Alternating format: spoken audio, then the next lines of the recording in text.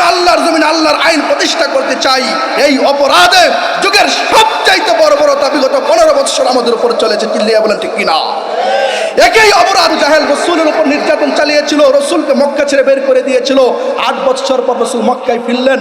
আল্লাহ রসুলকে বললেন, ও রসুল, কাফেররা তো আপনাকে 8 বছরের জন্য বের করেছে, আমি এর বিনিময়ে কাফেরদেরকে কিয়ামত পর্যন্ত মক্কার আঙ্গিনাকে হারাম করে দিলাম।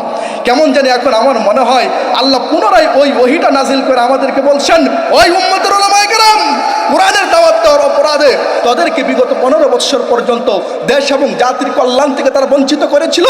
দেখো, আমি আজকের পর থেকে কিয়ামত পর্যন্ত বাংলার জমিন এদের জন্য নিষিদ্ধ করে দিলাম। চিল্লিয়ে বলেন ঠিক কিনা? শুধু তাই নয় মুহতারাম হাজিরিন, পৃথিবীর ইতিহাসে এই পর্যন্ত মোট 80 জন 90 জন রাষ্ট্রনায়ক দেশ ছেড়ে পালিয়েছে, পরবর্তী আর কোনোদিন তাদের দেশের মাটি তাদেরকে গ্রহণ করে নাই।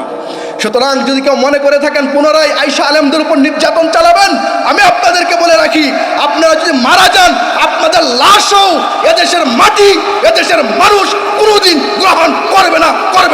চিল্লিয়ে বলেন ঠিক কিনা? কোরআন কি দুর্নীতিবাদের পক্ষে কথা বলবে না বিপক্ষে? কোরআন কি জালেমের পক্ষে না বিপক্ষে? কোরআন কি সন্ত্রাসীর পক্ষে না বিপক্ষে? সুতরাং আমি যদি কোরআন থেকে কথা বলতে থাকি, দুর্নীতিবাদের বিরুদ্ধে আমাকে কথা বলতেই হবে। আমি যদি কোরআন থেকে কথা বলতে থাকি, জালেমের বিরুদ্ধে তো কথা আমাকে বলতেই হবে। আমি যদি কোরআন থেকে কথা বলি, সন্ত্রাসীর বিরুদ্ধে আমাকে কথা বলতেই হবে। চিল্লিয়ে বলেন ঠিক কিনা? শুনতে রাজি আছেন? কষ্ট পাবেন? রাগ করতেছেন? তাহলে একটু বলি তো মুহতারাম হাজিরিন, আমি প্রাসঙ্গিক কোনো আলোচনা না করে, ভূমিকায় দীর্ঘ সময় না নিয়ে আমি সোজা আমার আলোচনায় প্রবেশ করতে চাচ্ছি। আমরা দুনিয়ার মানুষ, আমরা যখন সফরে বের হই, তাবলিগ জামাতে সফরে যায় না অনেকে? কেউ 3 দিনের জন্য বের হয়, কিন্তু 1 মাসের জন্য, কেউ 40 দিনের জন্য যায় না? যে ব্যক্তি 3 দিনের জন্য যায় তার সামানা থাকে 3 দিনের। যে ব্যক্তি 40 দিনের জন্য যায় তার সামানা হয় 40 দিনের। যে ব্যক্তি 4 মাসের জন্য যায় তার সামানা হয় 4 মাসের। ঠিক না? দুনিয়ার জমিনে এমন কোনো পাগল আপনি পাবেন না যেই পাগল 40 দিনের সফরে বের হয়েছে, সামানা নিয়েছে 1 দিনের। আছে কেউ? কারণ আমি যেই জায়গায় সফরে যাইতেছি ওই জায়গায় আমার কোনো আপন মানুষ নাই যে আমার সামানা শেষ হয়ে গেলে কারো বাড়িতে উঠে যাবো, এই সুযোগ আমাদের নাই। যে কারণে সফরে বের হওয়ার আগেই আমরা আমাদের সামানাগুলি প্রস্তুত রাখি। ঠিক না? দ্বিতীয় নম্বর, সফরে বের হওয়ার আগে আমরা আমাদের জান, মাল আর ইজ্জতের নিরাপত্তা নিশ্চিত করি। ঠিক কিনা? যদি আমার জানের নিরাপত্তা না থাকে, মালের নিরাপত্তা না থাকে, ইজ্জতের নিরাপত্তা না থাকে, আমরা কি সফরে বের হই? তাহলে সফরে বের হওয়ার আগে আমরা নিশ্চিত করি 2টা জিনিস। কয়টা জিনিস? একটা হলো সফর যদি হয় দীর্ঘ, সামানা হয় অনেক। সফর অল্প, সামানা অল্প। সফর যতটুকু সময়ের জন্য সামানা প্রস্তুত রাখি, সামানা সারা সফরে যাই না। দ্বিতীয় নম্বর হলো আমরা সফরে বের হওয়ার আগে আমরা আমাদের সফরকৃত জায়গার নিরাপত্তা নিশ্চিত করে তারপরে ঘর থেকে বের হয়। ঠিক কিনা? তো মুহতারাম হাজিরিন, আমাদের প্রত্যেকের সামনে ইচ্ছাই অনিচ্ছায় আমাদের সামনে একটা সফর আছে। সফরটার নাম হলো মৌতের সফর। ঠিক কিনা? আপনি আমি চাইলেও এই সফরে রওনা হতে হবে, না চাইলেও রওনা হতে হবে। ঠিক কিনা? মুহতারাম হাজিরিন, এই মৌত নামক সফর, কবর নামক জায়গা আপনি আমাকে যেতে হবে। ওরে দুনিয়ার মানুষ, দুনিয়ার হিসাব তো আপনি আমি বুঝলাম। দুনিয়ার জমিনে যখন সফরে বের হয় তখন সামানাও নিশ্চিত করি, নিরাপত্তাও নিশ্চিত করি। ঠিক কিনা? কিন্তু আমরা এমন এক জায়গায় সফরে রওনা হইলাম যেই জায়গায় কবর নামক সফরের জায়গায় আমাদের সফরটা কি অল্প সময়ের নাকি অনেক দীর্ঘ? আরো জোরে বলেন, কবরের জায়গাটি অল্প সময়ের নাকি অনেক দীর্ঘ? যেহেতু সফর হলো দীর্ঘ, সামানা অল্প হলে হবে। যেহেতু সফরটা দীর্ঘ, সামানাও অনেক লাগবে। 2 নম্বর কথা হলো, সফরে বের হওয়ার আগে যেমনি ভাবে আপনি আমার সামানার প্রয়োজন, ঠিক তেমনি ভাবে নিরাপত্তার প্রয়োজন আছে কিনা? বুঝে থাকলে বলেন, কবরের জায়গাটা আরামদায়ক নাকি ভয়ঙ্কর জায়গা?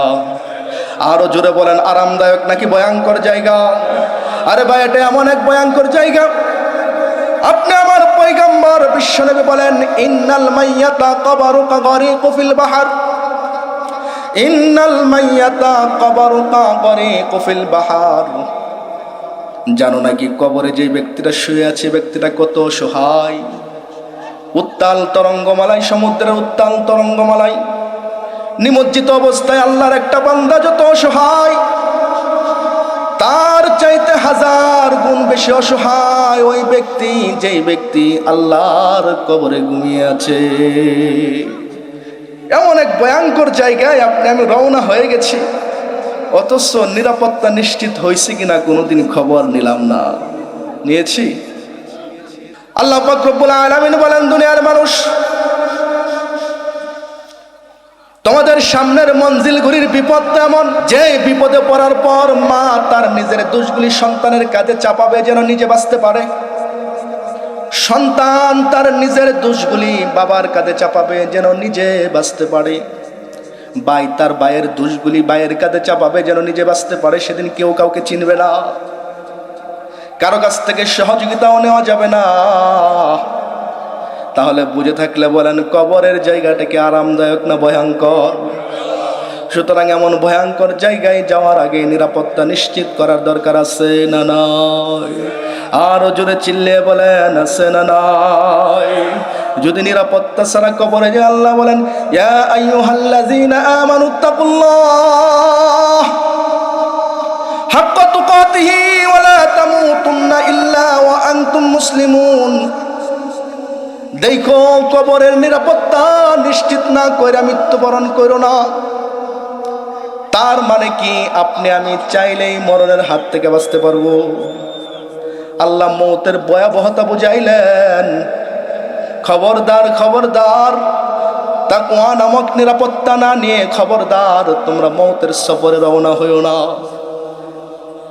তো মোহতারাম হাজরিন, যেহেতু আমাদের সফরে রওনা হতে হবে, সফরে ইচ্ছা অনিচ্ছায় রওনা হতে হবে, কার কখন ডাক চলে আসে জানা নাই। জীবনে একটা সময় বাবা, যাদের চেহারা না দেখলে আমাদের ঘুম ভাঙতো না, যাদের গলার আওয়াজ না শুনলে আমাদের কান্না বন্ধ হতো না, যাদের হাত না ধরলে আমরা পথ চলতে পারতাম না, 1 ঘন্টা যাদেরকে না দেখে থাকতে পারতাম না, এমন মানুষ ছিল কি ছিল না? ওই ভালোবাসার মানুষগুলি তাকিয়ে দেখেন, সবাই কবরের সফরে রওনা হয়ে গেছে। এবার বাবা, আপনি আর আমার সিরিয়ালটা বাকি, ঠিক কিনা? কার কখন ডাক চলে আসে, আপনি মসজিদে আসেন চাই না আসেন, মসজিদের পালকি ঠিক আপনার বাড়িতে সময় মতো হাজির হয়ে যাবে। সুতরাং মসজিদের পালকি বাড়িতে হাজির হওয়ার আগেই কবরের নিরাপত্তা নিশ্চিত করা লাগবে।